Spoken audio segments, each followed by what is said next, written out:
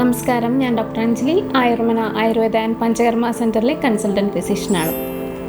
വിട്ടുമാറാത്ത ശരീരവേദന, ഉറക്കക്കുറവ്, ഉന്മേഷക്കുറവ് ഇവയെല്ലാം ഒരു വ്യക്തിയിൽ 3 മാസ കാലയളവിൽ കൂടുതൽ കാണുകയാണെങ്കിൽ അത് ഫൈബ്രോമയാൾജിയ അഥവാ പേശിവാതം എന്ന് രോഗലക്ഷണമായി കണക്കാക്കുന്നു. ഇത് കൂടുതലും സ്ത്രീകളിലാണ് കണ്ടുവരുന്നത്. ഇത് പൊതുവെ തോൾ വേദനയായിട്ടാണ് ആദ്യം തുടങ്ങുന്നത്, പിന്നീട് നടുവേദനയായിട്ടും പിന്നീട് ശരീരം മുഴുവൻ വേദനയായി മാറുന്നു. ഇത്തരം രോഗികൾ ഉണ്ടാകുന്ന ബുദ്ധിമുട്ട് ചെറിയൊരു സ്പർശനം പോലും ഇവർക്ക് വളരെ വേദനയായിട്ടാണ് തോന്നുക. ഇത് കൂടാതെ തന്നെ ഇവരിൽ ഉണ്ടാകുന്ന മാനസിക സമ്മർദ്ദം, വിഷാദം ഇതെല്ലാം ഈ രോഗലക്ഷണത്തെ മൂർധന്യാവസ്ഥയിലേക്ക് എത്തിക്കുന്നതാണ്.